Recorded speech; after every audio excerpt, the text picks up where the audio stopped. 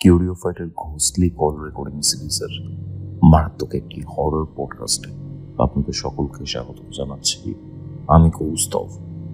আজকে বারাসাতের একটি ঘটনা শুনতে চলেছেন, বারাসাতের একটি হন্টেড হাউস। এমন কিছু জানতে চলেছেন, এমন কিছু শুনবেন যা আপনাদের ভেতর থেকে একটা শিহরণ বাইরে নিয়ে আসবে, ভয়ের শিহরণ। কোথা থেকে দেখছেন আজকের এই ঘটনা কমেন্ট করে জানান। ভিডিওটা ভালো লাগলে অবশ্যই লাইক করে শেয়ার করে দিন অ্যান্ড সাবস্ক্রাইব টু কিউরিওফাইট। আপনি যদি আমাদের কোনো স্পিরিচুয়াল হেল্প, অ্যাস্ট্রোলজিক্যাল প্রেডিকশন বা কোনো তান্ত্রিক হেল্প লাগে, যোগাযোগ করতে পারেন আমাদের অফিসিয়াল হোয়াটসঅ্যাপ নম্বরে, যেটি হচ্ছে 6290675195। তাহলে চলুন শুরু করছি কিউরিওফাইটের ঘোস্টলি কল রেকর্ডিং সিরিজের মারাত্মক একটি horror podcast. Curiofite presents Ghostly Call Recording, a horror audio documentary by Kaustav Kumar. এবার ভয় পাবে তুমিও। হ্যালো অভিষেক, কেমন আছো? খুব ভালো আছি কৌস্তব, তুমি কেমন আছো?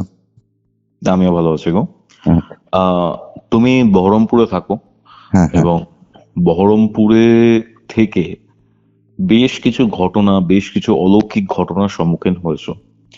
সেগুলোর ব্যাপারে আমরা ডেফিনেটলি জানবো কোনো একদিন, বাট আজকে যে ঘটনাটা তুমি শুরু করতে চলেছো বা জানাতে চলেছো সেটা বারাসতের একটা ঘটনা, রাইট? হ্যাঁ হ্যাঁ। ঘটনাটা কি হয়েছিল অভিষেক? কারণ এরকম ঘটনা, এরকম ভয়ের মর্মান্তিক ঘটনা খুবই রেয়ার, অ্যান্ড আমি জানতে চাই ঘটনাটা কি ঘটেছিল। শুরু থেকে শুরু করো একদম।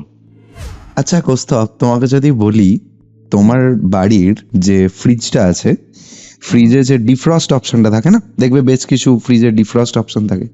তো তুমি ডিফ্রস্ট করতে দিয়েছো, অ্যান্ড আফটার দ্যাট তুমি সকালবেলা যখন ফ্রিজটা খুলছো দেখছো ব্লাড ড্রিপ করছে। জিনিসটা কেমন লাগবে? মানে রক্ত পড়ছে? এক্স্যাক্টলি। এরকম তো মানে খুবই আনন্যাচারাল ব্যাপার একটা, হয় না? হ্যাঁ, তো এরকমই বেশ কিছু ঘটনা আছে এই ব্যাপারটায়। তো যাই হোক, এবার যেটা প্রথমে বলি যে স্টোরিটা, প্লটিংটা আসলে মানে পুরো যে ঘটনাটা, এই টোটাল ঘটনাটার যে একদম শুরুটা, সেই শুরুটা হচ্ছে বারাসাত থেকেই। এবং বারাসাত থেকে খুব অদ্ভুত ভাবে, হ্যাঁ কিভাবে, আমার ওয়াইফ হচ্ছে আসলে বন্ধন ব্যাংকে কাজ করে, ঠিক আছে? তো ও তখন বারাসাতে পোস্টিং ছিল। তো বারাসাতে একটা জায়গা আছে, আই থিঙ্ক হাটখোলা বাজার বলে জায়গাটা। তো ওখানে একটা পিজিতে, আমি পিজির নাম বলছি না, তো ওখানে একটা পিজিতে থাকতো। তো সেখানে ওর যেটা হয় না যে স্যালারির বেসিসে খুব বেশি কস্ট হচ্ছে ওর পিজিতে থাকাটা, ঠিক আছে? মানে খাওয়া দাওয়া তার সাথে থাকা, যে ব্যাপারটা মানে যতটা রেন্ট হওয়া উচিত তার থেকে একটু বেশি ওর কাছে মনে হচ্ছে। তো সেখানে ও আমাকে বললো যে একটা কাজ করি। তো খুব ক্লোজ, তার মধ্যে আমাদের রেজিস্ট্রিও ছিল, ঠিক আছে? তখন আমাদের বিয়ে হয়নি। তো তখন আমাকে বললো যে একটা কাজ করি, একটা ফ্ল্যাট রেন্ট নিয়ে নি, এখানে ফ্ল্যাট খুব কম দামে পাওয়া যাবে, বা বাড়ি ভাড়াও নিতে পারো, একতলা কোনো কিছু, তাতে তুমি আমি থেকে যাব।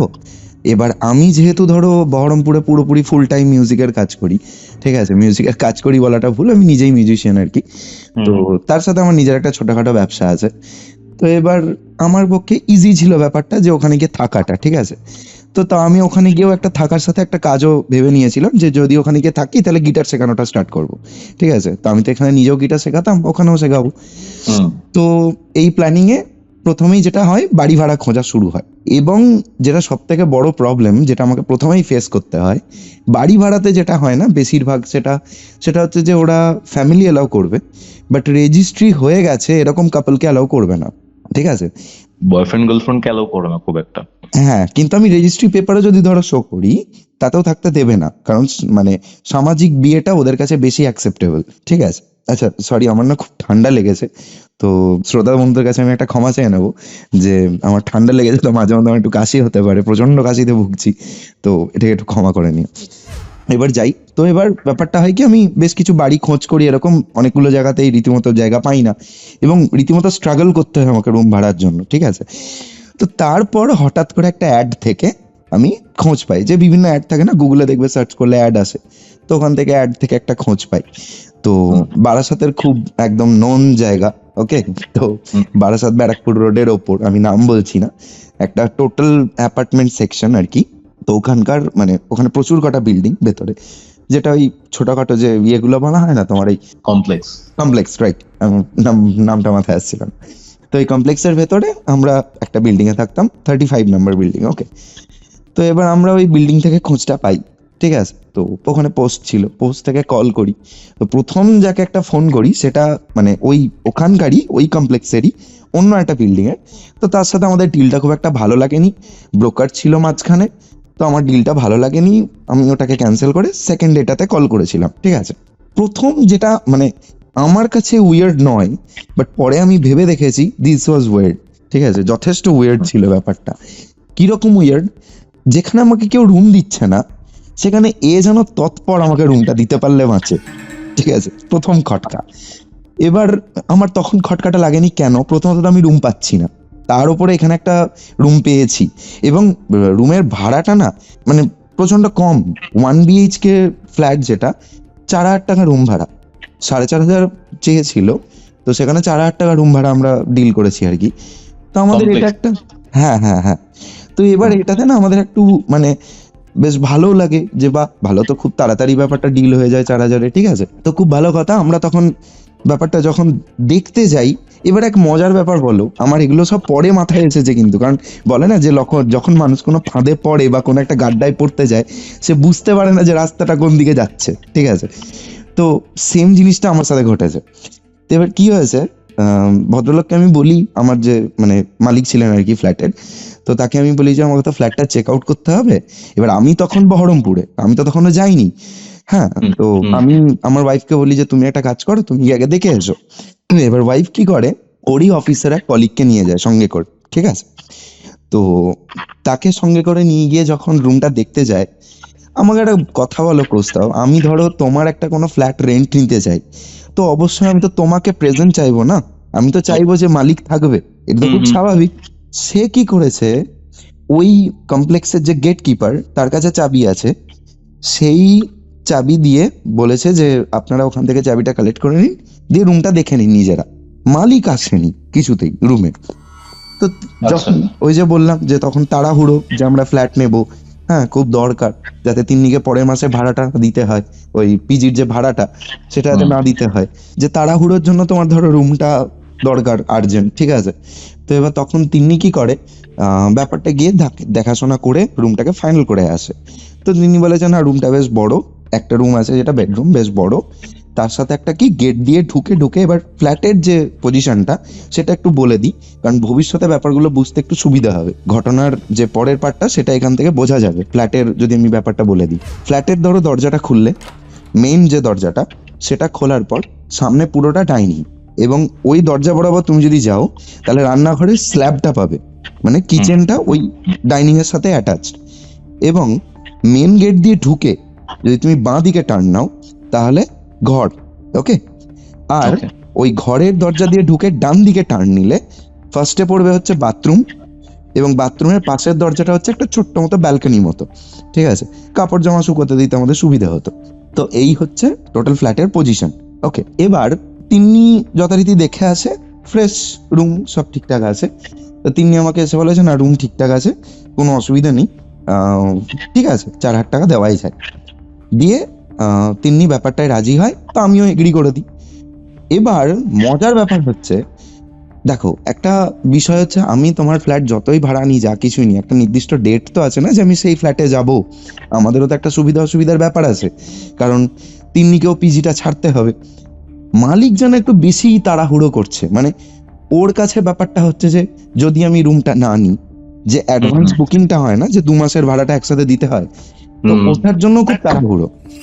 এবং আমি যেটা ওকে বলেছি যে আমাদের রুম পছন্দ হয়েছে, রুমের যে এগ্রিমেন্ট পেপারটা হবে আমি এগ্রিমেন্টের দিন টাকাটা পে করব, মানে অন স্পট টাকাটা পে করব, এবং তার সাথে এগ্রিমেন্টে সাইনটাও করব, ঠিক আছে, এটা ছিল আমার যুক্তি। তো যথারীতি আমি এগ্রিমেন্টের দিন যাই, মালিক আসে, এগ্রিমেন্ট হয় হচ্ছে তোমার তিন্নির অফিসে, মানে আমার ওয়াইফের অফিসে, ঠিক আছে, সেখানে এগ্রিমেন্ট হয়।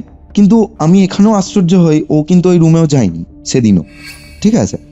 আমি ওখানে যাই হোক টাকা দিয়ে চলে আসি, তার ঠিক বেশ কিছুদিন পর অ্যারাউন্ড অফ তোমার জুলাই আগস্ট এরকম টাইমে আমরা রুমে যাই, ঠিক আছে, রুমটা ভাড়া নিই। রুমে যাওয়ার দিন প্রথম যেদিনকে যাই, ঠিক আছে, যেদিন যাই সেদিনকে গিয়ে না জিনিসপত্র সব মানে ঢোকানো হলো রুমে নিচ থেকে, বিরাট একটা মানে কি বলবো সেই হুজ্জুতির ব্যাপার গেছে একদম, ঠিক আছে। তো যথারীতি সেদিন সব কাজকর্ম সারার পর তিন্নি হঠাৎ করে আমাকে বলছে, একটা জিনিস নোটিস করেছো? আমি কি বলছে, দরজার ঢোকা থেকে শুরু করে গোটা ঘরের প্রতিটা জায়গায় ঠাকুরের কিছু না কিছু দেওয়ালে সাঁটানো আছে। মানে লিটারেলি আমি এটা তখন নোটিস করলাম, একটা দরজার বাইরে তুমি যদি ঠাকুরের ছবি লাগাও, সেটা কটা লাগাবে? তুমি একটা লাগাবে, দুটো লাগাবে খুব জোর। দরজার বাইরে গণেশের ছবি, ঋদ্ধি সিদ্ধি ওং, তারপর সিঁদুরের দাগ, ঠিক আছে। এবং সবচেয়ে যেটা আশ্চর্যের জিনিস, মানে লিটারেলি কোস্তাব আমার মানে গুজবাম দিচ্ছে এখন বলতে গিয়ে ব্যাপারটা।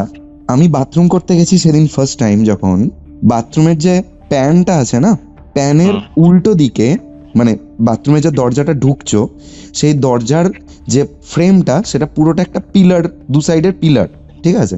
তো ওই পিলারের পাশে যে দেওয়ালটা সেটা একটু খাঁজ থাকবে, তার জন্য তিন্নি ওটা যেদিন ভাড়া নিতে যায় বা দেখতে যায় ঘরটা, সেদিনও দেখতে পাইনি, ঠিক আছে। আমি তিন্নিকে সেটা দেখিয়েওছিলাম। গেস করতে পারো কি হতে পারে? কি বলো তো? বাথরুমের ওই দেওয়ালে সিঁদুর দিয়ে ওম সাইন করা আছে, বাথরুমের দেওয়ালে সিঁদুর। আচ্ছা, মানে খটকাটা বুঝতে পারছো যে কিরকম টাইপের লেগেছিল সেদিন আমাদের দেখার পর। এবং যেহেতু আমি ধরো ব্রাহ্মণ, আমার খুব খারাপ লাগে যে এটা তো ঠিক না। তা আমি কি করেছিলাম, আর আমি না প্রচন্ড হনুমানজির ভক্ত, ঠিক আছে, প্রচন্ড পরিমাণের হনুমানজির ভক্ত আমি। আমার কাছে ভয় ব্যাপারটা খুব কম ছিল, কারণ প্রথমবার জীবনে এরকম কোনো ঘটনা ঘটেছে আমার সাথে, ঠিক আছে। এক্স্যাক্টলি। তো কি হয়েছে, আমার ভয়টা কিছু নেই, আমি হনুমানজিকে লিটারেলি এখনো বলছি আমার এখনো ভয় নেই। কেন? পার্টিকুলার ওই জায়গাটার ইস্যু ছিল বলে আমার সাথে ওই ঘটনাগুলো ঘটে, বাট তারপরে তো আর ঘটেনি, ঠিক আছে। তো যাই হোক, আমি কি করি, পরের দিনই যখন বাথরুমে মানে স্নান করতে যাই তার আগে রীতিমতো জল সাবান দিয়ে আমি ওটাকে ধুয়ে পরিষ্কার করি, রীতিমতো, ঠিক আছে, একদম পুরো পরিষ্কার, একদম পুরোটা সিঁদুরটাকে পরিষ্কার করে তুলে দিই, ঠিক আছে। তো যাই হোক, কারণ আমার খুব অড লাগে ব্যাপারটা যে আমি মানে কি বলবো, পটি করতে বসেছি আর উল্টো দিকে ওং সাইন লেখা, আমি ব্রাহ্মণের ছেলে, তো খুব স্বাভাবিক আমার গায়ে লাগবেই, ঠিক আছে। তো আমি যথারীতি তুলে দিয়েছি। ও আর একটা কথা, ফ্ল্যাটের যে প্রত্যেকটা দরজা, সে প্রত্যেকটা দরজায় কিন্তু একটা অড সাইন দেখেছিলাম আমি, হ্যাঁ, মানে আমি একটু অবাক হয়েছিলাম। সাধারণত ওং সাইন করা থাকে বা স্বস্তিক চিহ্ন করা থাকে, তাই না? এখানটাই দেখছি একটা ত্রিশূলের মতো সাইন ছিল একটাই, ঠিক আছে, এবং তার ওপরে ওং চিহ্ন। আমি বুঝতে পারলাম না কি জিনিস, ঠিক আছে। তো যাই হোক, আমরা সেগুলো ঘাঁটাইনি, এবং ওটা না আবছা ছিল, মানে খুব টাটকা সিঁদুর নয় কিন্তু, খুব আবছা, মানে বহুদিন আগে হয়তো করা হয়েছিল, উঠে গেছে বা ইয়ে হয়তো, ঠিক আছে। বাট বোঝা যাচ্ছে দূর থেকে, মানে তেল সিঁদুর হলে কি হবে, যত পুরনো হবে একটু সেঁটে থাকার ব্যাপারটা থাকে, তুমি দেখবে একটা স্পট ফেলেই যায় আলটিমেটলি, উডের ওপর বিশেষ করে। তো যথারীতি সেই স্পটটা থেকে বোঝা যাচ্ছে যে জিনিসটা কি ছিল। তো আমি তিন্নি এগুলো পুরোটাই অ্যাভয়েড করি, বিকজ আমরা এই যে বললাম আমি হনুমানজির ভক্ত, তো আমার ওই ভয় ডরটা ব্যাপারটা ছিল না। এবার শুরু হয় আমার সাথে মজার ঘটনা, ঠিক আছে। আমার কাছে মজার কেন বলছি, কারণ আমি কোনোদিনও ফেস করিনি, আমি পরে গিয়ে হেঁচেছিলাম যে এরকমও কিছু হতে পারে, আমাকে সেটা মানে দেখিয়ে দেওয়া হয়েছে এরকম একটা ব্যাপার, ঠিক আছে। তো যাই হোক, এবার কিছুদিন পর আমি বাথরুম গেছি, ঠিক আছে, সকালবেলা ঘুম থেকে উঠেছি, ঘুম থেকে উঠে খুব স্বাভাবিক একদম সকালবেলার কাজ সারতে গেছি বাথরুমে। এবং আমার একটা খুব বদ অভ্যেস আছে, আমি বাথরুমে গিয়ে খুব শান্তিতে বিজিএমআই খেলি, ঠিক আছে। তো যাই হোক, এবার ওখানে বসে রীতিমতো আমি বিজিএমআই খেলছি। এবার সেই টাইমে না প্রথম যেটা হয় আমার সাথে, সেটা হচ্ছে তিন্নি অফিস থেকে বেরিয়ে যায়, সাধারণত ও সকাল 9টার সময় অফিসে বেরিয়ে যায়, কারণ ওকে 9:15 কি 9:30-এর মধ্যে এনিহাও লগ ইন করতে হবে, ঠিক আছে। তো এবার আমাদের যে কমপ্লেক্সটা ছিল, ওখান থেকে কমপ্লেক্স থেকে বেরিয়ে মেন রোড উঠলে ওকে একটা বাস ধরতে হতো, ও ডিরেক্ট একদম অফিসের সামনে ড্রপ হয়ে যেত, তো ওর সুবিধে হতো ওটাতে। তো যথারীতি 9টা বা 15টা বাজলে ও বেরিয়ে যেত, আর আমি তারপরেই ঘুম থেকে উঠতাম ন্যাচারালি, কারণ আমি রাত্রে একটু সিনেমা টিনেমা দেখতাম। এবার প্রথম যে কদিন 6-7 দিন মতো যেটা গেছে, বিশ্বাস করো কিচ্ছু ফিল হয়নি আমার সাথে, কিচ্ছু না, নাথিং, ঠিক আছে। ইভেন বলে না যে, অনেকে বলে না যে ঘরে কোনো যদি কিছু থাকে তাহলে একটা অড কোনো গন্ধ দেবে বা বা একটা আনক্যানি ফিল দেবে, কিছু না কিছু একটা তোমাকে দেবে। বাট আমি সেরকম কিচ্ছু ফিল পাইনি। আই ডোন্ট নো হোয়াই, গায়ে পইতে আছে বলে বা জানি না আমি কি ব্যাপার। তো যাই হোক, এবার যেটা ঘটে সেটা হচ্ছে যে প্রথম ও যখন বেরিয়ে যায় তারপরেই ঠিক 9:30 মোটামুটি বাজছে সকালবেলা, ঠিক আছে। হঠাৎ দেখি দরজাটা, মানে আমাদের যে ফ্ল্যাটের মেন গেটের দরজাটা না, সেটাতে একটা ফার্স্টে টোকা পড়ে। আমি কে বলে একটা সাড়াও দিই, ঠিক আছে। কেন সাড়াটা দিই তার রিজন হচ্ছে ওই ফ্ল্যাটে, মানে আমি ওই যে মানে টোটাল যে তলাটা আর কি, ওই টোটাল ফ্লোরে যতগুলো ফ্ল্যাট আছে সব কটা ফ্ল্যাট কিন্তু ভাড়ার ফ্ল্যাট, আর আমি একমাত্র তখন ভাড়া আছি ওই ফ্ল্যাটটাতে। তো এবার যে টোকাটা পড়েছে, তোমার ফ্ল্যাটের দরজার যে টোকা, পাশের বাড়ির ফ্ল্যাট বা পাশের ফ্ল্যাটের যে দরজার টোকা, সেই টোকার কিন্তু তুমি সাউন্ড তো রীতিমতো নিজেও বুঝতে পারবে, ঠিক আছে। তো আমিও বুঝতে পেরেছি যে এটা আমারই ফ্ল্যাটের দরজার টোকা। আমি সাড়া দিয়েছি, কে বলে ডাক মেরেছি, দেখছি কোনো সাউন্ড নেই, ঠিক আছে। তারপর আবার একটা টোকা পড়লো, তা আমি আবারও জোরে কে বলে সাড়া দিলাম, কিন্তু কোনো সাড়া নেই। আমি আর কোনো পাত্তা দিলাম না, ঠিক আছে।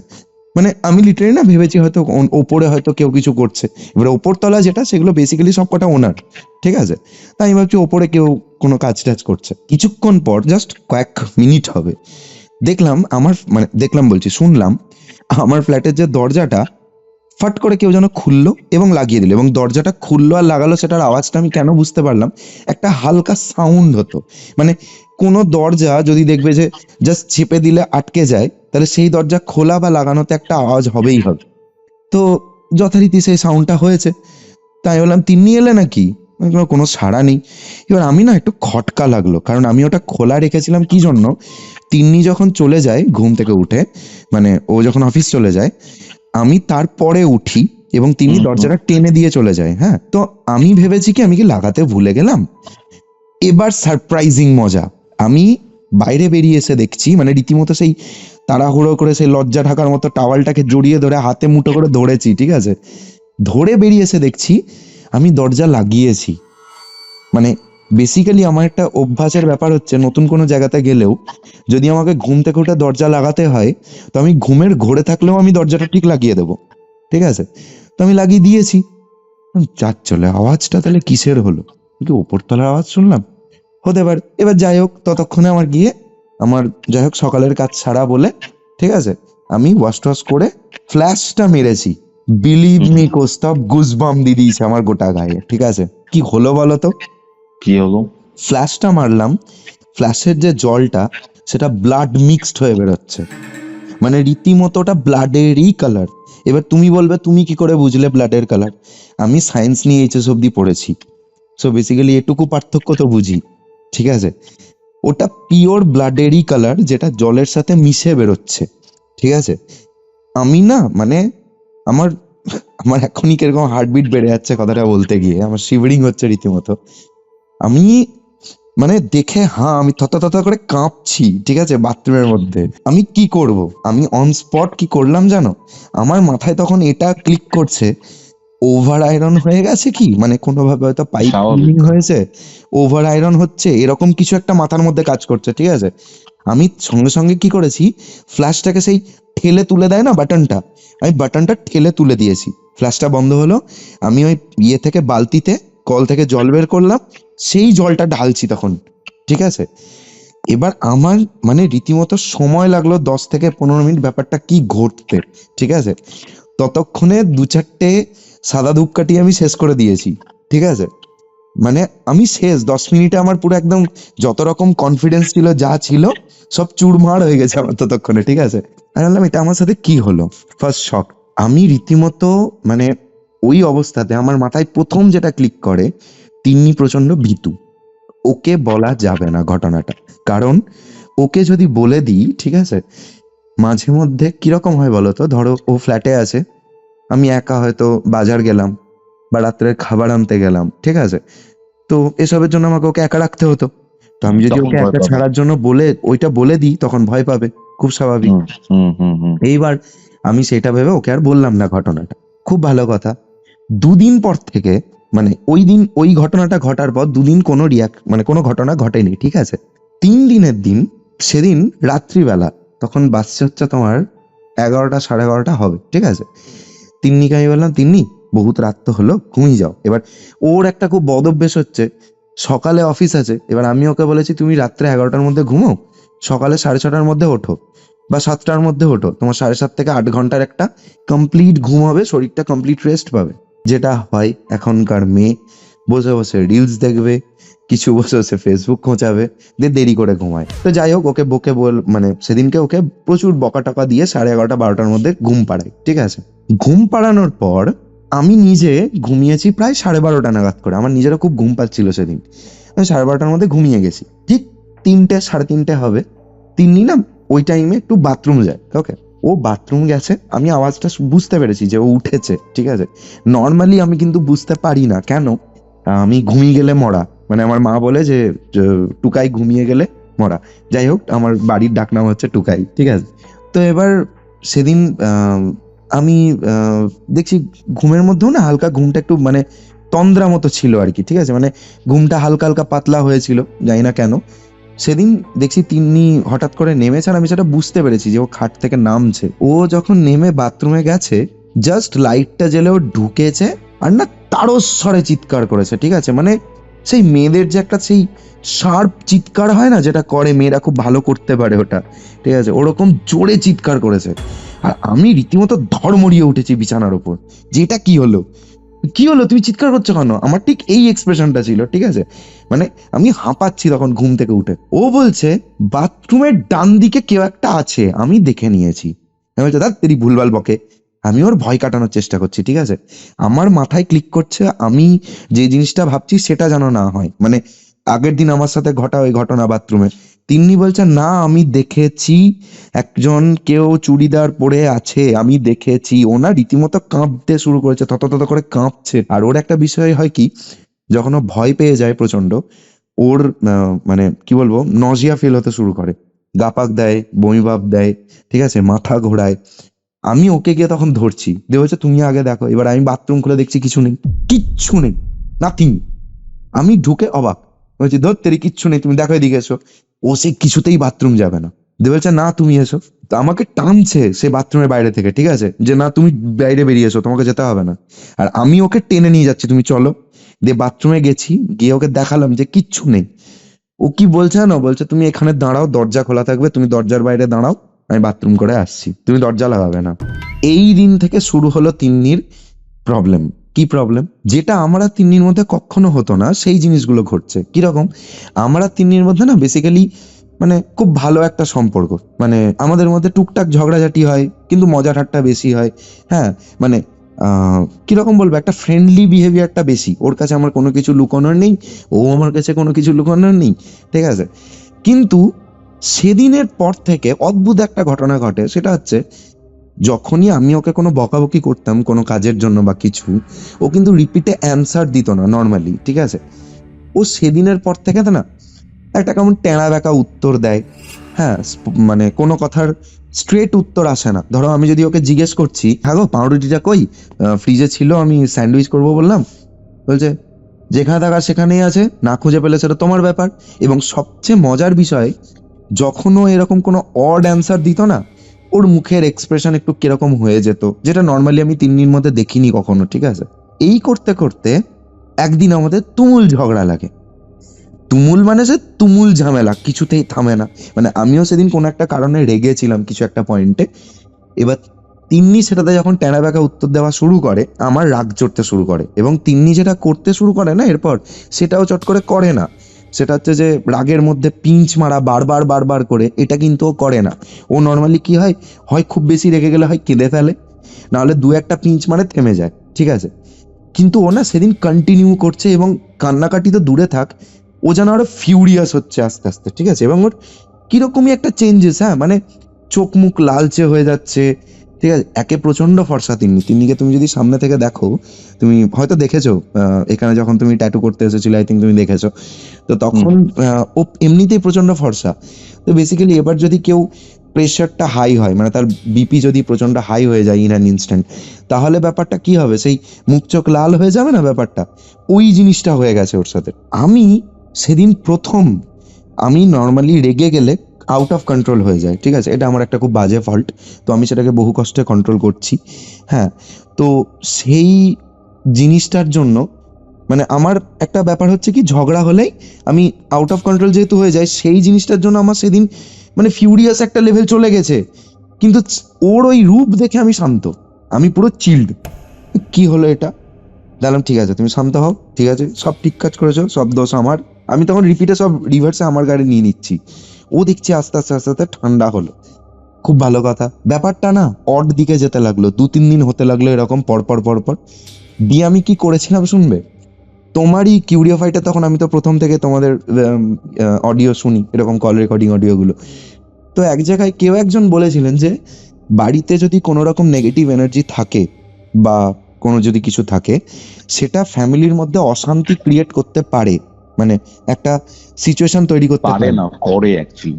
আচ্ছা, তো যাই হোক, সেই সিচুয়েশনটা আমার মাথার মধ্যে ক্লিক করে, ওই কথাটা আমার সাথে ক্লিক করে যে এটাই ঘটছে না তো। তো আমার তখন তোমার সাথে কোনো কন্ট্যাক্ট নেই, কোনো পরিচয়ও নেই, ঠিক আছে, এবং তখন অতটা ইজিও ছিল না তোমার সাথে কন্ট্যাক্ট করার, মানে আমি যেভাবে তোমার সাথে কন্ট্যাক্ট পেয়েছি। তো যাই হোক, এবার আমি তখন ডাইরেক্ট কন্ট্যাক্ট করি হচ্ছে পারমিতা দিকে, কারণ পারমিতা দি তখন তোমার কাছে স্টোরি বলেছিল। এবং তখন আমার মাথাতেও আসে যে পারমিতা দি তোমার কাছে ঘটনা বলেছে, দ্যাট মিনস পারমিতা দি এইসব ব্যাপারগুলো জানে কিছুটা। তো আমি পারমিতা দিকে ফোন করি ফার্স্ট মেসেঞ্জারে, ফেসবুকে, কারণ পারমিতাদির নাম্বার ছিল না আমার কাছে। ইভেন তুমি যদি চাও সেই মেসেজটার এখনো প্রুফ আছে, আমি তোমাকে প্রুফ দিতে পারি যে দিদি তুমি যত তাড়াতাড়ি পারো আমার সাথে কন্ট্যাক্ট করো, আমার খুব দরকার আছে। যদি তুমি কন্ট্যাক্ট না করো আমার মনে হচ্ছে ব্যাপারটা অন্যদিকে যাবে, কারণ অলরেডি ওই যে ঝগড়ার যে সিচুয়েশন প্রত্যেক দিন ওটা চলছে, 3-4 দিন হয়ে গেছে। এবার আমার কোথাও গিয়ে মনে হচ্ছে যেন আমিও আস্তে আস্তে আউট অফ কন্ট্রোল হয়ে যাচ্ছি, তো জিনিসটা অন্য জায়গায় যেতে পারে। তো আমি ওই জন্য পারমিতা দিকে বলছি যে বারবার দিদি একবার কন্ট্যাক্ট করো। তো দিদি না নাম্বার দিয়েছিল, বাট ব্যাপারটা হচ্ছে দিদির সাথে কথা বলার তারপর হয়নি, ঠিক আছে। কেন? তার কারণ দিদি তখন ব্যস্তও ছিল, ঠিক আছে। এবার আমি বলছি গত বছরের ঘটনা, এবার দিদি এমনিতেই তখন ব্যস্ত, তুমি নিজেই জানো কি কারণে। তো যাই হোক, এবার তখন হয়নি পারমিতাদির সাথে কন্ট্যাক্ট কোনোভাবে। এরপর এর ঠিক 2 দিন পর একটা অদ্ভুত ঘটনা ঘটে, যেটা আমার কাছে অদ্ভুত। অভিক বলে আমার একটা ভাই আছে, সে আমার কাছে গিটার শিখতো বারাসাতে, ঠিক আছে। সে এসেছে আমার কাছে গিটার শিখতে, এবং আমি নর্মালি অন্য কারোর সামনে তিন্নির ওপর যদি রাগও হয় সেটা না ইয়ার্কি মেরে কাটিয়ে দিই, ঠিক আছে, আমি চট করে রাগ দেখাই না ওকে। সেদিন ও এসে টেরা বেঁকা বলতে লাগলো অভিকের সামনেই কিছু একটা কারণে, আই ডোন্ট নো, ঠিক আছে। এবং সেখান থেকে আমারও রাগ উঠতে শুরু হয়। ব্যাপারটা আমি থামাতে চেয়েও থামাতে পারিনি, কারণ যেহেতু একজন স্টুডেন্ট আছে সামনে, হ্যাঁ, বা ভাই আছে, হোয়াট এভার, সে তো এরকম সিচুয়েশনের জন্য তো আসেনি, বা এই সিচুয়েশনটা ডিল করার জন্য তো আমার ফ্ল্যাটে আসেনি, ঠিক আছে। তো ও তো আনক্যানি ফিল করতেই পারে। তো আমি ব্যাপারটাকে থামানোর চেষ্টা করছি, কিন্তু তিনজনতা তো বেড়েই যাচ্ছে বেড়েই যাচ্ছে। এবার বাড়তে বাড়তে বাড়তে বাড়তে যখন ব্যাপারটা আকাশে চলে গেছে না, সেই বলে যে লিমিট ক্রস করে গেছে, আমি একটা অদ্ভুত কাজ করি, এবং তার পরের সেকেন্ডেই মনে হয় যে কি ব্যাপার, এটা আমি কেন করলাম। আমার পায়ের কাছে একটা বল পড়েছিল, প্লাস্টিকের বল, ঠিক আছে। আমি ওই ঘরের মধ্যে বল নিয়ে খেলতাম, আমার ক্রিকেটের একটু শখ আছে, তো বল টল নিয়ে খেলতাম। ওই বলটা আমি পায়ের কাছ থেকে তুলে রাগে মাটিতে মারতে গেছিলাম। Intention was to hit the floor, মাটিতে মারার জন্য। বলটা গিয়ে লাগলো কোথায় জানো? তিন্নির কাঁধের কাছে। এবং এটা কাঁধে? একদম, এটা আনইনটেনশনাল ছিল, কিন্তু মানে সামনে কলার বোনের পাশে। এবং সেখানে প্লাস্টিকের বল যেহেতু হার্ড, ঠিক আছে, পুরো গোল হয়ে লাল হয়ে গেছে, বুঝতেই পারছো। তিন্নি রীতিমতো, মানে তিন্নিও হাঁ আমিও হাঁ, মানে এটা কি হলো আমার সাথে, আমি শক, আমি রীতিমতো সেই মানে স্তম্ভিত। তিন্নি চুপচাপ জামা প্যান্ট পরলো, ঠিক আছে, ও ফ্ল্যাট থেকে বেরিয়ে গেল, ও চুপচাপ বেরিয়ে গেল ফ্ল্যাট থেকে। কেন? ওর রাগ আমি থাকবো না ফ্ল্যাটে। কিছুতেই ফোন তোলে না, আমার টেনশন প্রচন্ড। আধা ঘন্টার মধ্যে মেয়ে ঘুরে এলো, এবং মজার ব্যাপার জানো, যখন ঘুরে এলো ওর সেই রাগ, ওর ফিউম, ওর যে ওই ফিউরিয়াস ব্যাপারটা সেটা নেই, পুরোই নেই। ও এলো পুরোপুরি ঠান্ডা হয়ে গেছে একদম। ও এলো আমাকে রীতিমতো, ও নিজে তো শান্ত হয়েইছে, ঘুরিয়ে আমাকেও প্যাসিফাই করে দিল। খুব ভালো কথা। আমি ব্যাপারটা সেই রাতের মতো জিনিসটা গেল। পরের দিন সকালবেলা তিন্নি ঘুম থেকে উঠেছে 7:30 নাগাদ, উঠে দেদার চিৎকার, দেদার চিৎকার। কি? আমাকে বলছে তাড়াতাড়ি ওঠো। আমি না চিৎকারের চোটে তো আমার ঘুম তো ফার্স্টে ভেঙেছে। আমি ভেবেছি কি বলতো, দিনের বেলা ওই টিকটিকি ফিকটিকি হয় না দেয়ালে, ও দেখলেই ভয় পেয়ে যায় টিকটিকি দেখলে, ও টিকটিকি দেখেছে, আমি এরকম টাইপের কিছু একটা ভেবেছি। আমি চাদরটা উঠিয়ে ওর দিকে তাকাতে গেছি, ও না দেখছি ওর মাথার কাছের যে বালিশটা যেটা, ঠিক আছে, এবার আমরা যেদিকে মাথা দিতাম সেটা হচ্ছে বাথরুমের দিকটা, মানে ওই যে তুমি বুঝতে পারছো তো যে ফ্ল্যাট দিয়ে ঢুকে বাঁহাতে বেডরুম, এবার বেডরুমের যে মাথাটা সেটা যেত ব্যালকনির দিকে, আমরা ওইদিকে মাথা দিয়ে শুতাম। কারণ দেওয়ালের দিকে মাথা দিলে আমার একটা বাজে অভ্যাস হচ্ছে, মাঝে মধ্যে পা শার্ট করলে কি আমার বডি উঠে যায়, দেওয়ালে মাথাতে ঠোকর খেতে পারি, তো ওই কারণের জন্য আমি এইদিকে শুতাম। এবার ও দেখছি ওর যে মাথার বালিশটা আছে সেই দিকের মেঝেতে তাকিয়ে আছে। হ্যাঁ, গেস হোয়াট, আমি কি দেখতে পাচ্ছি? ওখানে দুটো মেয়ের কেন বলো, মেয়েদের পায়ের ছাপ আলাদা হয় সেটা খুব ভালো মতো জানো, দুটো পায়ের ছাপ, এবং সবচেয়ে আশ্চর্যের বিষয় কি জানো, ওই পায়ের ছাপটা থেকে পুরো ফোঁটা ফোঁটা ফোঁটা ফোঁটা হয়ে রক্ত বাথরুম অব্দি গেছে, বাট কোনো ফুটস্টেপ নেই, মানে ওই যে দুটো ব্লাডের ফুটস্টেপ, তো তার পেছনে আর কোনো ফুটস্টেপ নেই। How can it be possible? তার পেছনে শুধু কিন্তু ব্লাড। তার মানে ফিলস লাইক, মানে ব্যাপারটা কিরকম বলতো, লাইক মানে বাথরুম থেকে কেউ ফ্লোট করে বেরিয়েছে দিয়ে ওখানে গিয়ে দাঁড়িয়েছে, ব্যাপারটা এরকম হয়েছে। আমি আর তিন্নি রীতিমতো সব ঘুম ছুটে গেছে আমাদের। তিন্নির মানে রীতিমতো সকালের কাজের জন্য বাথরুম যেতে যাচ্ছিল, ও পুরো দাঁড়িয়ে গেছে, ও স্টান্ড, ও বলছে আমি এই ফ্ল্যাটে থাকবো না। আর আমার মাথায় এটা ঘুরছে যে এটা ছাড়া অন্য ফ্ল্যাট নিতে গেলে আমাদেরকে আবার ব্রোকারেজ দিয়ে নিতে হবে, এবং তার থেকেও বড় সমস্যা হচ্ছে যে আমরা খুব বেশি দিনের জন্য আসিও নি, ঠিক আছে, মানে তিন্নি চেয়েছিল ওই শেষ কয়েকটা দিন বারাসাতে যে কটা, তারপরে ট্রান্সফার ফাইনাল হয়েছিল, তো ওই জন্য ও বলছিল যে কটা দিন আছে সে কটা দিন এই ফ্ল্যাটেই থাকবো। আর ওখানে আর একটা সুবিধা কি ছিল, এটা একটু মজারই কথাটা, ওই ফ্ল্যাটটা কেন ছাড়তে চাইছিলাম না আমরা, তার পেছনে একটা কারণ হচ্ছে ওই ফ্ল্যাটের যে ইলেকট্রিকের ইয়েটা আছে না, মিটারটার কিছু একটা ফল্ট ছিল বস। ফ্রিজ, তারপর ইন্ডাকশন, ঠিক আছে, স্যান্ডউইচ মেকার, আমাদের তোমার কি বলে জল গরম করার ইমালশন, হ্যাঁ, তারপর ওয়াইফাই, এত কিছু চলে, তারপরও মাসের শেষে 75 টাকা বিল, ঠিক আছে। তো যাই হোক, এটা ছিল একটা অদ্ভুত রিজন। এবার তার থেকেও বড় রিজন হচ্ছে যে অত কিছু জিনিসপত্র নিয়ে শিফট হওয়াটাও একটা বিরাট বড় ঝামেলা। প্রথমত তো তিন্নি এমন কিছু হাইফাই স্যালারি পেত না, বা আমারও কেমন কিছু হাইফাই স্যালারি নয় বা ইনকাম নয় যে যেখান থেকে আমরা বারবার ফ্ল্যাট চেঞ্জ করতে পারবো। তো এবার এই জিনিসটা দেখে আমরা ব্যাপারটা ডিল করি যে না, এভাবে হবে না। এবার আমার বিশ্বাস একজনকেই, সেটা হচ্ছে হনুমানজিকে। আমি তখন প্ল্যান করি কি যে এনি হাউ ফ্ল্যাটে হনুমানজির একটা ছোট বিগ্রহ নিয়ে এসে পুজো শুরু করব। তো আমি হনুমানজির পুজো বাড়িতেই করতাম, ওখানে গিয়ে করাটা হতো না। এবং এটা আমি এই ব্যাপারগুলো আমার মায়ের সাথেও আলোচনা করি, তখন আমার মাকে ফোন করেছিলাম। এবার আমার মা এইসব ব্যাপারগুলোতে না, কারণ যেহেতু মাও পুজো আচ্ছা করে, তো আমার মা আমাকে খুব বিশ্বাসও করে এইসব ব্যাপার।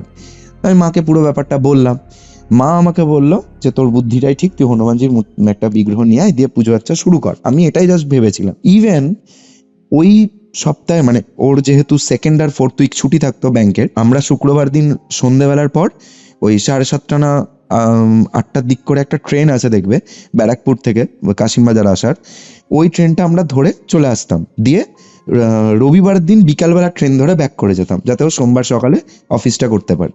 তো আমরা বহরমপুর এসেছি, মা তখন আমাকে জলের বোতলটা, ওই গঙ্গা জলের বোতল দিয়েছে একটা, দিয়ে বলছে এই জলটা দিয়ে পুরো ঘরে ছেটাবি আর পূজা আচ্ছা করবি। বললাম ঠিক আছে, ওকে। আমার বাড়িতে না সবসময় মায়াপুর থেকেই ধূপকাঠি নিয়ে আসি, কারণ ওই মায়াপুরের যে চন্দনের গন্ধটা থাকে, আমার ওই গন্ধের ধূপকাঠি খুব ভালো লাগে। তো আমার ওই ধূপকাঠি আমি ওখান থেকে নিয়ে আসি, ওই ধূপকাঠি নিয়ে গেছি। এবার ওই সব কিছু বহরমপুর থেকে নিয়ে বারাসাত গেছি। মজা দেখো, আমি ভেবেছি হনুমানজির বিগ্রহ নিয়ে এসে বাড়িতে পুজো করব, একটা না একটা কিছু বাধা পড়তেই থাকছে, বুঝলে তো কিরকম। একবার মায়াপুর গেলাম, সারাদিন ঘুরলাম, আমার প্ল্যান এটাই মায়াপুর থেকে বিগ্রহ নিয়ে আসবো। বেরিয়ে চলে এসেছি, প্রায় ধরো তোমার জাগুলি ঢুকে গেছি, ঠিক আছে, তখন আমার মাথায় আসছে যে আমি বিগ্রহই নিইনি। এত দূর আসার পর মনে পড়েছে। এক্স্যাক্টলি। এবং আমার একটা ব্যাপার হচ্ছে যে আমি কোথাও ট্রাভেল করি না, বাইকে ট্রাভেল করি, ঠিক আছে। এই বাইকেরও একটা ঘটনা আছে, পরে বলবো। এবার এই হচ্ছে এই প্রথম দিকের ব্যাপারটা। এবার শুরু হলো ব্যাপারটা যেটা বাড়াবাড়ি লেভেলের অত্যাচার। কিরকম অত্যাচার? ফ্রিজে খাবার রাখছি, তুমি আমাকে একটা জিনিস বলো, একটা চিকেন তুমি সন্ধ্যাবেলা কিনেছো, ফ্রেশ চিকেন তোমার সামনে কাটা হয়েছে, তুমি ভিনিগার দিয়ে ম্যারিনেট করে ফ্রিজে রেখে দিয়েছো, পরের দিন সকালে কখনো সেটা নষ্ট হবে? ফ্রিজে কখনোই না, তার উপরে ভিনিগার দেওয়া কখনোই হতে পারে না। একদম না, সকালবেলায় দেখছি বের করে রীতিমতো কালো কালো স্পট পড়ে গেছে এবং হালকা হালকা পোকা দেখা যাচ্ছে। এবার এরকম একটা সিচুয়েশন, আমি প্রথম দিন দেখে তো অবাক, ঠিক আছে, হ্যাঁ বললাম চিকেনটা কি কিছু ছিল, মানে আমার মাথায় তখন অবধি না, মানে লিটারেলি আমি এমন পজিটিভ লেভেলের পার্সন, তুমি আমাকে যতই নেগেটিভিটি দেখাও আমি সেইখান থেকে কিছু না কিছু পজিটিভ পয়েন্ট খুঁজে বার করবোই। ঠিক, আমি সেইখান থেকে তখন ভাবছি যে চিকেনটা যেটা কেটে দিল সেটাই কি অসুস্থ প্রকৃতির কিছু ছিল বা এরকম কোনো কিছু, আমার সেটা মনে হয়েও না, আর ঠিক আছে ফেলে দিই বলে ফেলে দিলাম, খুব ভালো কথা। দ্বিতীয় দিন তিন্নি ফল টল নিয়ে এসছে অল্প স্বল্প, যে পরের দিন খাবো বলে, ঠিক আছে, রাত্রেবেলায় রেখেছে ফ্রেশ ফল। সকালে দেখছি, বিশেষ করে আপেলটা দেখে আমি একটু অবাক হলাম, রীতিমতো না মানে কাটছি, কেটে দেখছি ভেতরে ব্রাউন শেডেড হয়ে গেছে, ঠিক আছে, মানে ওই সেই হালকা আপেল যদি কেটে রেখে রেখে দাও মোটামুটি একদিন দুদিন যে এরকম একটা অবস্থা হয় না, ঠিক ওরকম হয়ে গেছে ভেতরটা, ঠিক আছে। আমি এগুলো দেখে বেশ অবাক হলাম। এর মধ্যেই ফ্রিজে এবার একদিন ডিফ্রস্টের টাইম চলে এসছে। এবার ডিফ্রস্ট কি জিনিস, নর্মালি দেখবে ফ্রিজের যেগুলো ধরো ওই মানে একটু কম রেঞ্জের ফ্রিজ হয় না, 195 লিটার বা এরকম কিছু, ওটার মধ্যে দেখবে ডিফ্রস্ট সিস্টেমটা অটোমেটিক থাকে না, মানে ওই ফ্রিজারে যদি তুমি চার পাঁচে যদি ইয়ে করো বরফ জমে যায় ভেতরে, দেখবে বরফ জমেছে একদম আইসেজ লেভেলের দেখতে হয়ে যায় ভেতরে, ঠিক আছে, তো ওটাকে ডিফ্রস্ট করতে হয়। এবার একদিন দেখছি খুলে ওরকম ভেতরে প্রচুরটা বরফ জমে গেছে, ঠিক আছে, তো আমি তিন্নিকে বললাম যে ডিফ্রস্ট করে দিলাম, ভেতরে আজকে সেরকম খাবার কিছু রেখো না, জল ভেসে যাবে ওপরে। বললো ঠিক আছে, ডিফ্রস্ট করে দিয়েছি। সকালবেলা তিন্নি ফ্রিজ খোলেনি, ঠিক আছে, কারণ ফ্রিজে কিছু ছিলই না, ও এমনি ম্যাগির প্যাকেট ছিল গরম গরম সেদ্ধ করেছে, খেয়েছে, একটু দুধ খেয়েছে, চলে গেছে। এবার আমি উঠে ব্রাশ টাশ করার পর, চা করার পর আমার মাথায় আসছে আরে ফ্রিজটা তো কালকে ডিফ্রস্ট করে দিয়েছি, আবার ঠিক করতে হবে। ফ্রিজ খুলেছি, দেখছি টোটাল যে 3টে লেয়ার, মানে কাঁচের যে 3গুলো লেয়ার হয় না, 3টে, ওই লেয়ার গুলো পুরো কিরকম, কেউ মনে হচ্ছে যেন র আলতা ছিটিয়ে দিয়েছে, ঠিক আছে, মানে গাঢ় লাল একদম একটা, মানে কিরকম বলবো তোমাকে, ব্রাউনিশ টাইপের একটা শেড ব্লাডটাতে, ঠিক আছে, টোটাল ফ্রিজটাই। তুমি কি করবে ওইটা দেখে, তোমার কি এক্সপ্রেশন থাকবে ওই জিনিসটা দেখার পর? ফার্স্ট আই ডোন্ট নো, আমি লিটারালি স্টান্ড, আমি এরকম করে খুলে বসে আছি, আমি মানে ঠিক আছে, আমি চুপচাপ দেখছি আমি কি করব। আমি না ভয়ে ফ্রিজটা বন্ধ করে দিলাম, দিয়ে ফ্রিজটাকে লক করে দিয়েছি। কেন? তিন্নি যাতে এসে ফ্রিজটা না খোলে। আমি জানি না কেন করেছিলাম ওটা, বাট আমি সেদিন ভয়ে সারাটা দিন বিছানা থেকে উঠিনি। আমার মতো ছেলে যে এতটা সাহসী, সে সেদিন সারাদিন বিছানা থেকে ওঠেনি। আমি বিছানায় বসে সিনেমা দেখেছি, গেম খেলেছি, বাট উইদাউট হেডফোন। কেন? হেডফোন যদি লাগাই, যদি বাইরে কোনো সাউন্ড হয় আমি কিছু শুনতে পাবো না, আর আমার সাথে যদি কিছু ঘটে যায় আমি বুঝতে পারবো না। এই প্যানিকে আমি হেডফোন লাগাইনি। কি হলো, সন্ধ্যাবেলা তিন্নি এলো। তিন্নি ফ্রিজটা খুলতে গেছে কেন, ও পাউরুটি, মেয়োনিজ, চিজ, হ্যাঁ, তারপর তোমার চিকেন সব নিয়ে এসছে। কেন না, আমি স্যান্ডউইচ বানাবো বলেছিলাম তার জন্য, পেঁয়াজ লঙ্কা। তো ফ্রিজটা খুলবে ও, যে ওই মেয়োনিজ টেয়োনিজ ওগুলো রাখবে বলে। আমি বলছি হিমা ফ্রিজ লাগিয়েছে কেন? আলাম ফ্রিজ খুলতে হবে না, থাক। দাদা এগুলো নষ্ট হয়ে যাবে, দাও। এবার আমি ওকে বলছি না না ফ্রিজ খুলতে হবে না, থাক। আর ও বলছে না আমি ফ্রিজটা খুলবো, আজব ব্যাপার, এগুলো রাখতে হবে তো। এবার ওকে তো আমি কোনো যুক্তি দিতে পারছি না। ও চুপচাপ গিয়ে ফ্রিজটা যেই খুলেছে, ও বলছে কি হয়েছে ফ্রিজে তো কিছুই নেই, কি কেন ফ্রিজ খুলতে দিচ্ছিলে না?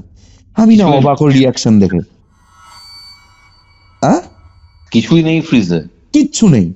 ও জাস্ট এটা বলছে আমাকে যে তুমি ভেতরে জলগুলো পড়েছে, তুমি প্লেটগুলো তুলে জলটা বাইরে ঢেলে দাওনি কেন, বা জলটা পরিষ্কার করে দাওনি কেন, এই জন্য তুমি বলছিলে?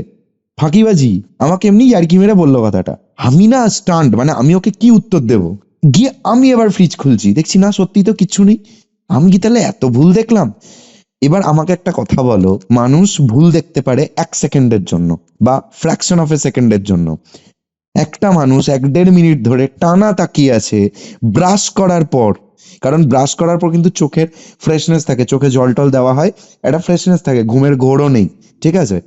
সেই টাইমে আমি দেখেছি যে জিনিসটা, সেটা আমি কি করে ভুলতে পারি, আমাকে এটা বোঝাও, ঠিক আছে। এবার এই যে এত কিছু ঘটনা, এটার তো কোনো একটা শুরু আছে বা কোনো একটা শেষ আছে, কিছু তো আছে, কিছু না কিছু তো আছে, এত রহস্য কোথা থেকে? এবার বলি ঘটনাটা, এবার টোটাল ব্যাপারটা এত কিছু কোথা থেকে শুরু হয়েছে। আমাদের যে বিল্ডিং, তার অপোজিটের যে বিল্ডিংটা ছিল, সেই বিল্ডিং এর 2nd ফ্লোরে একটা রুম ছিল। ওকে, এই রুমটাতে আমি প্রথম যখন আসি 7 দিনের মাথায় থেকে বলেছিলাম না প্রবলেম স্টার্ট হয়েছিল, তো ওই 7 দিনের দিন তিনি যখন সন্ধ্যাবেলা এসে ও ঘরের কাজ টাজ করছে, আমি তখন ব্যালকনির ওই দরজাটা খুলে ওখানটা করে দাঁড়িয়ে স্মোক করছি, ঠিক আছে। তো দেখছি যে ওই ফ্ল্যাটটায় মানে নর্মালি ওই ফ্ল্যাটটা বন্ধ পড়ে থাকে সব সময়, হ্যাঁ। তো আমি জানিও না তখন কিছুই ব্যাপার কি না কিছু।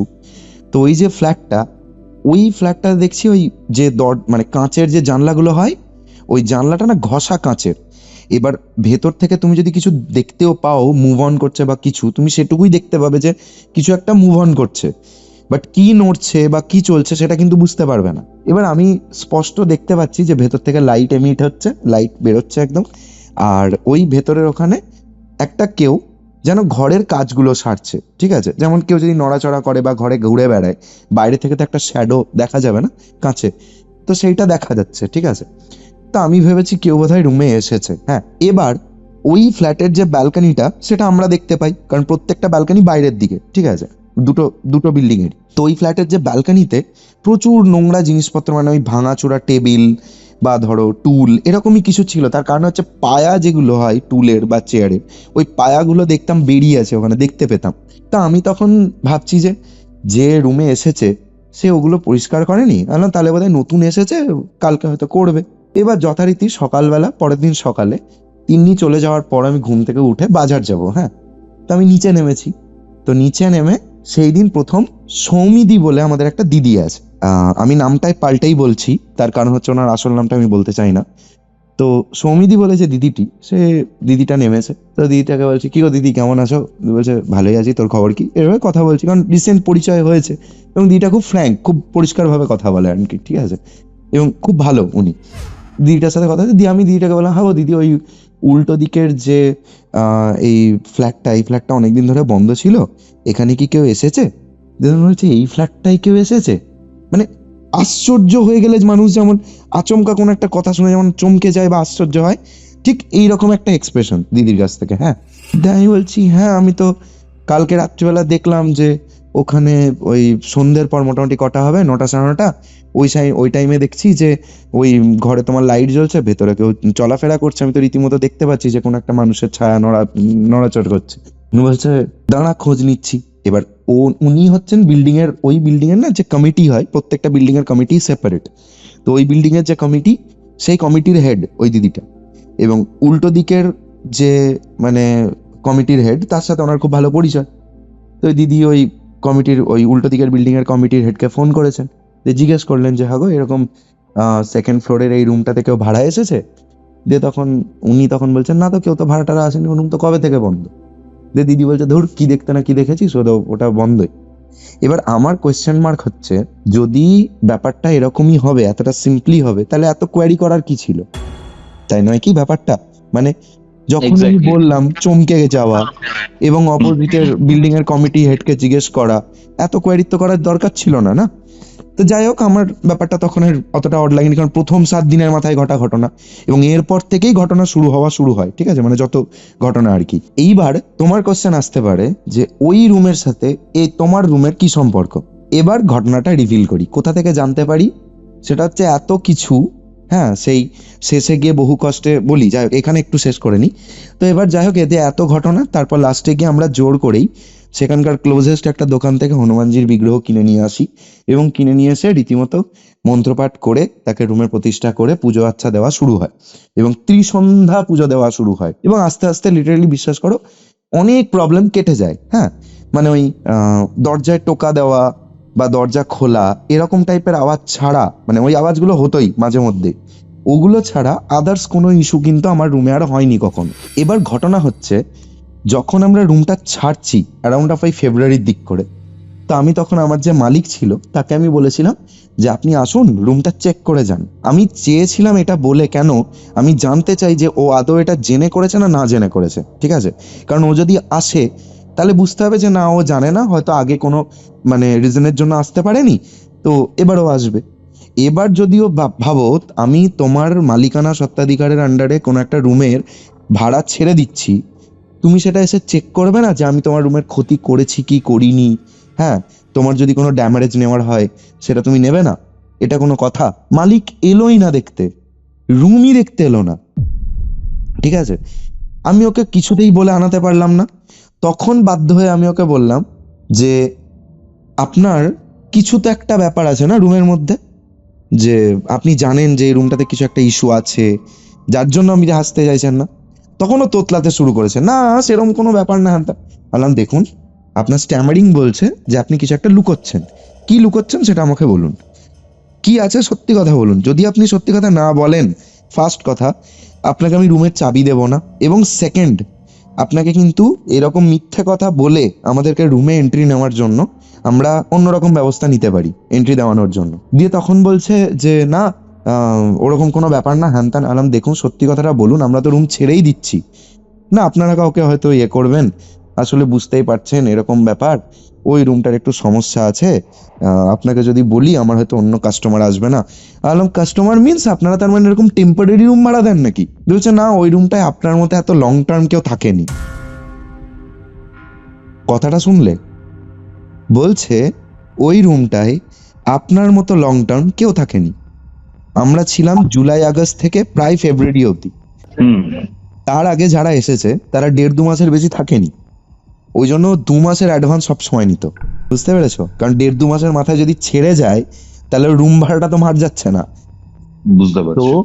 এটা ছিল ওর মেন ট্রিক। এবার তখন সেই ভদ্রলোক আমাকে খোলসা করে বলছে যে আসলে ফ্ল্যাটটা ওনারা নিজেরাই কিনেছিলেন, 1-1.5 মাসের মধ্যে এই যত প্রবলেম আমি ফেস করেছিলাম প্রথম 2-3 মাস, সেই প্রবলেমগুলো ওনারাও ফেস করেন ফার্স্টে। পুরো এই ব্যাপারগুলো দেখার পর ওনারা ডিসাইড করেন রুমটা ছেড়ে বেরিয়ে যাবেন, ওকে। তারপরে ওই ফ্ল্যাটটাকে ছেড়ে দিয়ে ওনারা বেহালা সাইডে একটা ফ্ল্যাট কিনে ওখানেই এখন থাকেন, আর এই ফ্ল্যাটটাকে ভাড়া দিতে থাকেন। কিরকম লোক ভাবো, এত প্রবলেম বাট কোনো কিছু প্রতিকার না করে ও ফ্ল্যাটটা ভাড়া দিতে শুরু করে, ঠিক আছে। এবং Okay. আমি ওই যে বাথরুমে গিয়ে যেটা মিটিয়েছিলাম মনে পড়ছে, ওটা প্রোটেকশনের জন্য কোনো এক ভাড়াটে এসে করেছিল। এবং ওই যে দরজার পেছনে ত্রিশূল, ওং, তারপর তোমার বলছিলাম না চারিদিকে শুধু ঠাকুরের ছবি, স্টিকার, এই সব জিনিস ওই ভাড়াটেটার কাণ্ড। ও থাকতে পারেনি 3-4 মাসের বেশি, ঠিক আছে। এবার ঘটনা হচ্ছে যদি মানে ও যে কাজগুলো করেছিল তাহলে কি সেগুলো ফেলিওর ছিল? যদি কাজগুলোতে প্রোটেকশনই দিত তাহলে ও তো অন্তত তার থেকে বেশি থাকতে পারতো, কিন্তু 3-4 মাস থেকেই চলে গেল কেন? এটা আমার একটা কোয়েশ্চেন। আচ্ছা, সেকেন্ড এবার ইস্যুটা হচ্ছে ওই রুমের প্রবলেমের কারণটা হচ্ছে ওই রুমে যে থাকতো, মানে ওই মালিক কেনার আগে, ওকে, যে থাকতো সে হচ্ছে ওই অপোজিট সাইডের সেকেন্ড ফ্লোরের যে রুমটার কথা বলছিলাম সেই রুমে থাকা একটি মেয়ের বয়ফ্রেন্ড। আচ্ছা, ঠিক আছে। ওই অপোজিট সাইডের বিল্ডিং যে মেয়েটি, সেই মেয়েটিকে আমাদের রুমে এই ছেলেটি মার্ডার করে। কি করে মার্ডার করে? একদম। কেন মার্ডার করে সেটা রিজনটা শুনলে চমকে যাবে। ছেলেটা আসলে ড্রাগ রিলেটেড কিছু একটা সিন্ডিকেটের সাথে জড়িত ছিল, এবং সেই ব্যাপারটা টোটাল ডিটেলসের কিছু না কিছু খবর এই মেয়েটি জানতে পেরে যায়, এবং সেটা নিয়ে ছেলেটার সাথে কনফার্ম করে মেয়েটা, ওকে, যে তুমি টোটাল ব্যাপারটা বলো, তুমি এসবের সাথে কিভাবে জড়িত। কারণ মেয়েটা জানে তার বয়ফ্রেন্ড কিছুই করে না এরকম, ঠিক আছে। বয়ফ্রেন্ডের প্রচুর পয়সা, মানে ছেলেটা বরাবর মেয়েটাকে বলেছে যে ও বিজনেস করে, হ্যাঁ, ওই সফটওয়্যার রিলেটেড বিজনেস করে, এরকম কিছু একটা বলে গেছে বারবার। এবার এখনকার মানে মেয়েগুলো কিরকম, এবার এখনকারও বলবো না, কারণ এই আসল ঘটনাটা হচ্ছে প্রায় মানে 2010-11-12 টাইমের, ঠিক আছে, মানে যেটা এই ঘটনাটা যেটা বলছি। তো তখনকার মেয়েরাও তো সেরকমই ছিল এক প্রকার বলবোই, কারণ কিছু কিছু মেয়ে বিশেষ করে এরকম টাইপের স্পেশাল কোয়ালিটির মেয়েরা আর কি, তারা ওই মানে বেশি তাড়াতাড়ি ভালোবেসে ফেলতো, এরা অতিরিক্ত সহজ সরল ছিল, এটা ছিল তাদের স্পেশাল কোয়ালিটির প্রবলেম, ঠিক আছে। এই অতিরিক্ত সহজ সরলতার জন্য ও বয়ফ্রেন্ডটাকে অত বেশি সন্দেহ করেনি, ও রীতিমতো ব্যাপারটা ইন ডেপথ চলে যায়, এবং তাকে বিয়ে করব এরকম টাইপের একটা মানে কি বলবো মানে মোটিভেশন অব্দিও চলে আসে ওর মধ্যে। তারপর গিয়ে যখন ও জানতে পারে, ও প্রচন্ড হার্ট হয় ব্যাপারটা থেকে, যে আমার বয়ফ্রেন্ড এরকম কাজ করে। তো সেটা নিয়েও ফার্স্টে চুপে যাওয়ার প্ল্যান করে, বাট তারপরে ভাবে যে না, এটা নিয়ে এক্সপোজ হতেই হবে বা ওর সামনে গিয়ে ব্যাপারটা কথা বলতেই হবে, এই ব্যাপারটাকে এক্সপোজ করা দরকার। ও সঙ্গে সঙ্গে ওর বয়ফ্রেন্ডের কাছে যায়, মানে আমাদের ওই ফ্ল্যাটটাতেই আর কি আসে, এবং এসে তাকে সবকিছু বলে, ঠিক আছে, যে আমি এই ব্যাপারগুলো জানি, তুমি কেন এগুলো করো আমাকে আগে উত্তর দাও, এবং তুমি কবে এই জিনিসগুলো থেকে ছেড়ে বেরিয়ে আসবে।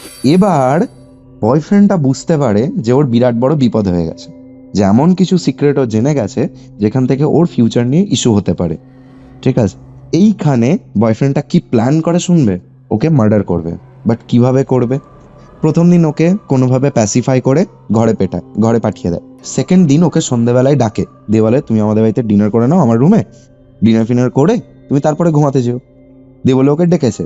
এবং রীতিমতো তখনও অবধি কিন্তু এই ব্যাপারটা নিয়ে একটা, মানে কি বলবো, একটা চাপা রাগারাগি চলছে ওদের দুজনের মধ্যে, যে এই জিনিসটা ও জানতে পেরেছে ওর গার্লফ্রেন্ডটা, হ্যাঁ, যে বয়ফ্রেন্ড এরকম ড্রাগ সিন্ডিকেটের সাথে যুক্ত। সেই দিন রাত্রে খাওয়া দাওয়ার পর ওকে ব্রুটালি পেটায়, মুখে গামছা গুঁজে। এবং এই মুখে কাপড় গোঁজার যে ব্যাপারটা, সেটা হচ্ছে মেয়েটাকে সিডিউস করে সেক্সুয়ালি যখন ওকে মানে অ্যারাইজ করে দেয় আর কি, ঠিক আছে, তখন at a point of time, মানে একটা, মানে কি বলবো, সেই এক্সাইটমেন্টের একটা হাই পিকের পয়েন্টে ছেলেটা সুযোগ বুঝে ওর মুখে কাপড় গোঁজে। এবং মেয়েটা সেটা নিয়ে কিন্তু একটা কোয়েশ্চেন মার্ক দেখায় তখনই, যে কেন আমার মুখে কাপড় গুঁজছো বা এরকম কিছু, ঠিক আছে, মুখের এক্সপ্রেশনে। ও তখন জাস্ট হাসতে হাসতে ব্যাপারটা বোঝায় যে ইটস আ পয়েন্ট, এবং বুঝতে পারছো তো কি ব্যাপারে বলতে চাইছি জিনিসটা, ঠিক আছে, কারণ সেখানে ও এটা সুযোগ বানিয়েছিল, ঠিক আছে। আফটার দ্যাট মেয়েটাকে ব্রুটালি পেটায়, পিটিয়ে হাত মা মুখ ভেঙে দেয়। ওই অবস্থায় ও যতই চিৎকার করুক বা যা কিছুই করুক, সেটা একটা চাপা সাউন্ড।